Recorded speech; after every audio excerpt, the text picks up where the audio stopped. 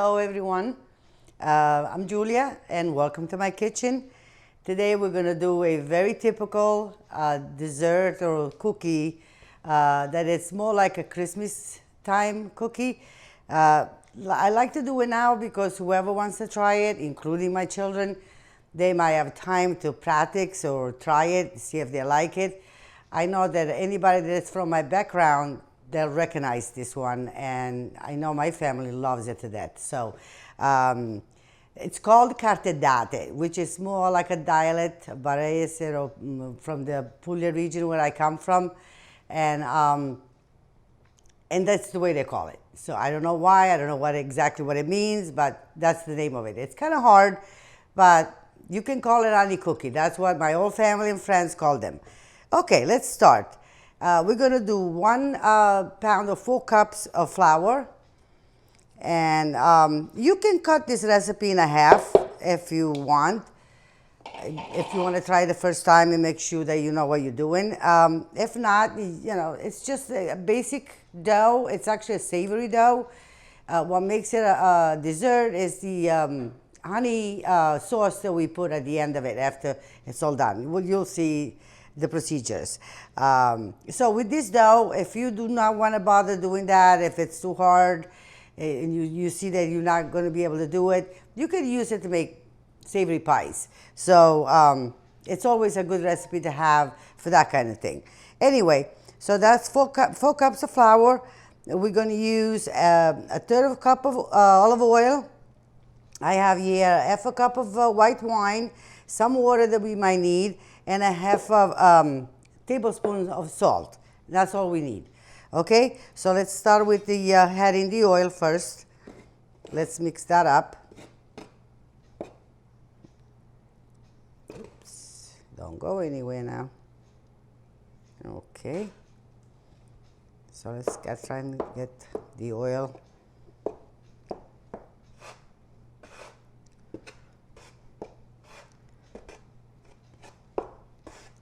So when you do something like this, save yourself a good half a day just to make them, and then maybe plus the time to fry them because they're actually fried dough. So yeah, I least serve this in a day or when I don't have anything else to do, or I make the time to do it.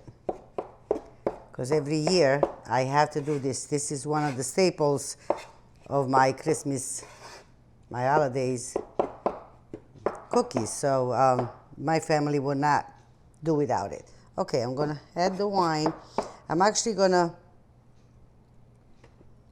try to dissolve the salt. I could have done it in a wine too. Okay, so I'm just gonna kind of sway just to get mixed a little bit better, and in this way, if we don't need the water, we don't add the water. You add the water a little bit at a time, so that if you need it, you put it in. Otherwise, okay. And there's the salt and the wine. I'll start mixing it with my hands. It's a little easier. I have like about half a cup of water there, but I don't know if I'm going to need all of it. So just add it a little bit at a time.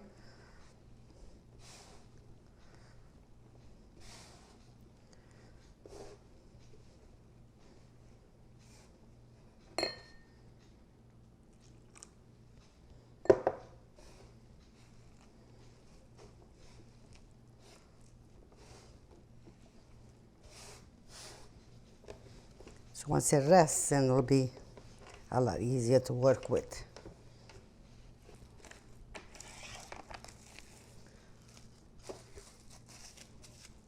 Okay, and it doesn't need to go in the refrigerator. It just needs to rest for a little while so that it won't be so hard to make. It's like, we're going to make noodles. That's the same exact procedure, except that this is a savory dough.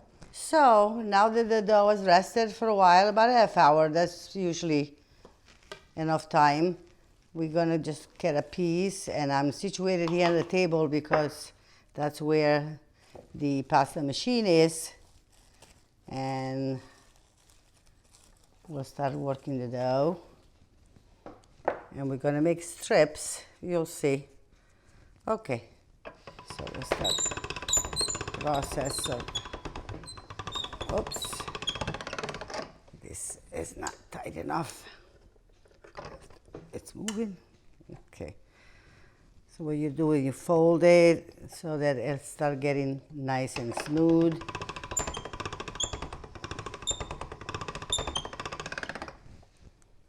Okay.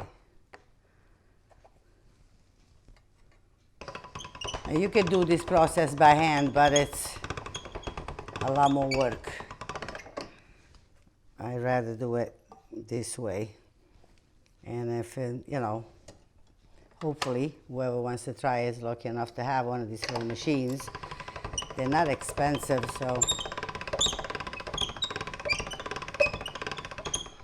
Okay, so what you do is you go through the numbers a couple of times.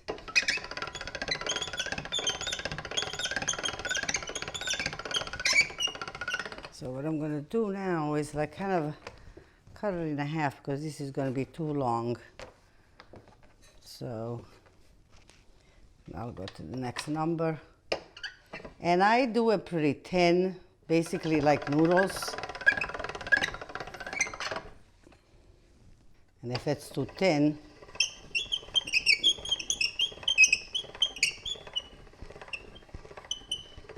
okay. So now what you do is you stretch. I'm just gonna move to this chair. Stretch this on the table, and yeah, I always use my board for these things because it's a lot easier. And I have a big one. I'm lucky, but if you don't have it, you know, a big cutting board is good. Whatever surface that you know you need, and then you use this little gadget. So what you do is you trim the ends. That don't look very pretty. Come on. And then you redo it later on if you need to. I usually put it back in the machine and use them again. Okay, come on.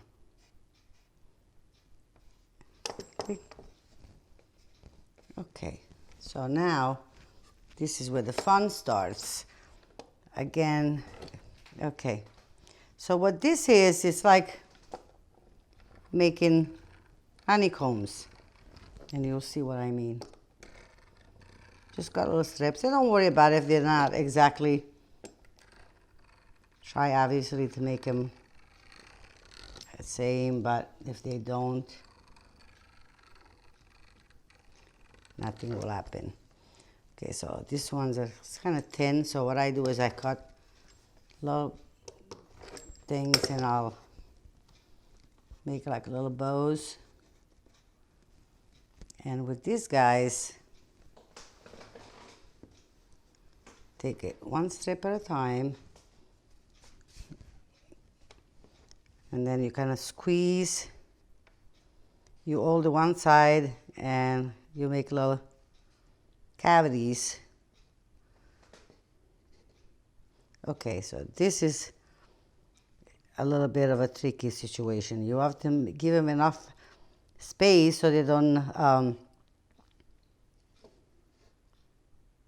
overlap each other, because you want to leave those kind of holes where when it gets cooked, fried, or especially when it gets into the sauce, it has nice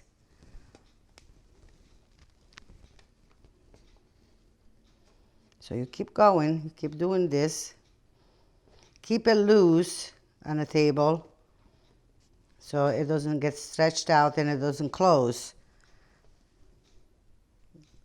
All those cavities, they should stay nice and open. And again, you just kind of pinch them together, make sure that they stay together.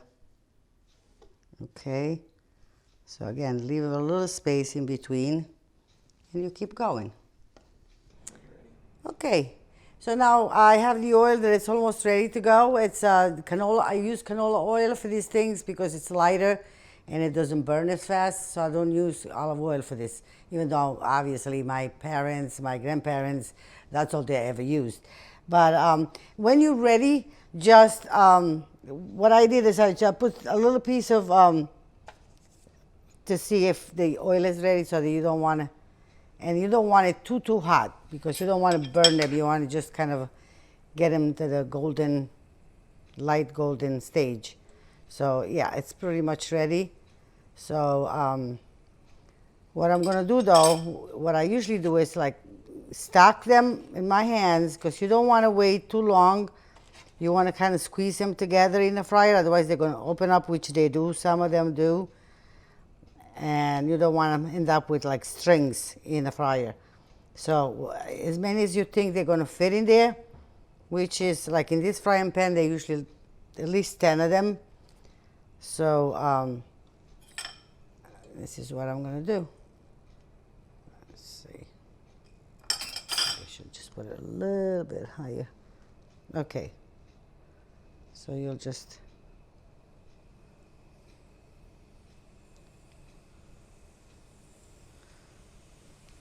nice and together kind. Okay, so what you do is just kind of keep it together if you can. Not very hard. Sometimes that happens. Okay, so now see they are expanding, but then they'll be back to almost same shape. So you wait a minute or so till they start cooking. Then because the dough is so thin that it doesn't take very long for them to cook. Just move them around in order that they cook evenly. Unfortunately, this is one thing that you cannot just leave it alone and go away. Once you start, you'll be by the stove until you're done. So anyway, I don't want to scare anybody, but it's just that's the reality of these things. To me, it's no big deal. I mean, I'm so used to it that doesn't bother me. Hopefully somebody will have the courage and the patience to try them. See, they already getting the color.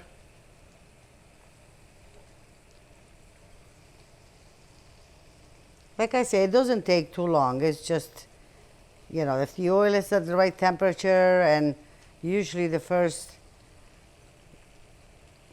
batch, it's a little bit of a iffy thing, but it should be fine. And again, what you want to do is as they are cooking, make sure you have the next batch ready for you to do so that you don't have to go running around. Okay. Once the oil really reaches the temperature desired, you should keep it a little, you know, lower so that it keeps getting hotter. And then you'll burn them. All right. Well, these are almost done. I just like to see that golden color on it. This one, see that? And that's what I do. So I just kind of get the oil and I put them upside down so that whatever oil might be inside drains on a paper towel. So I just keep doing this. And if you can do 2 at a time. Whatever you feel comfortable with. So once you fried all of them, and obviously we didn't do too many of them, just so we'll show you. I have another pan, like a shallow pan, but enough to contain the honey. So what I'm gonna do is, and I'm gonna put maybe a half a cup to a cup of honey in the pan.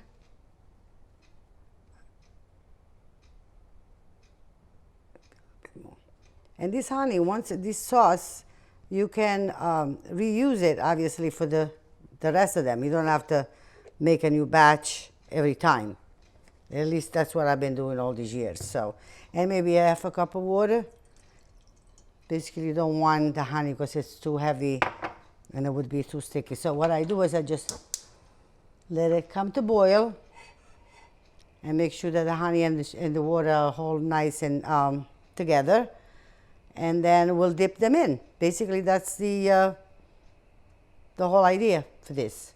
So as you can see, the bubbles, it starts boiling, and I just let it kind of come to almost like a full boil for a minute or so, 30 seconds, whatever, just so that the honey and the water just kind of get together. You don't want, like I said before, you don't want to do all honey because the honey would be too sticky in the end when it gets cold. I usually do like half and a half.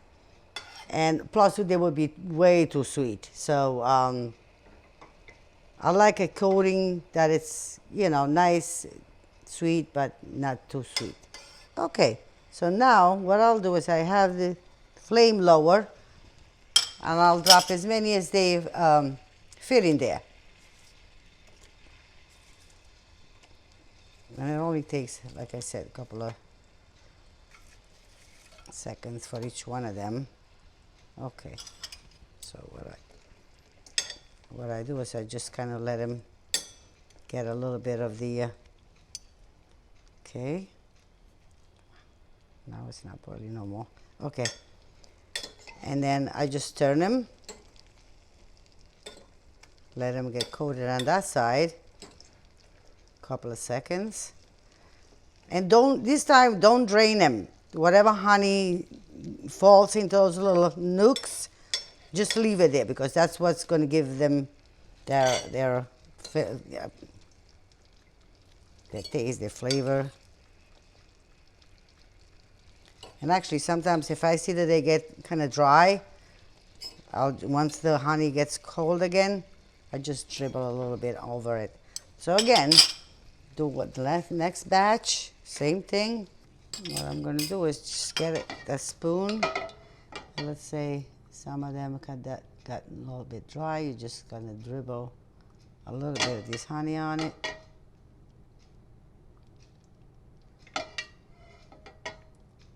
If you like more, you can put more, but just be careful because when you eat them, they might just dribble all over you.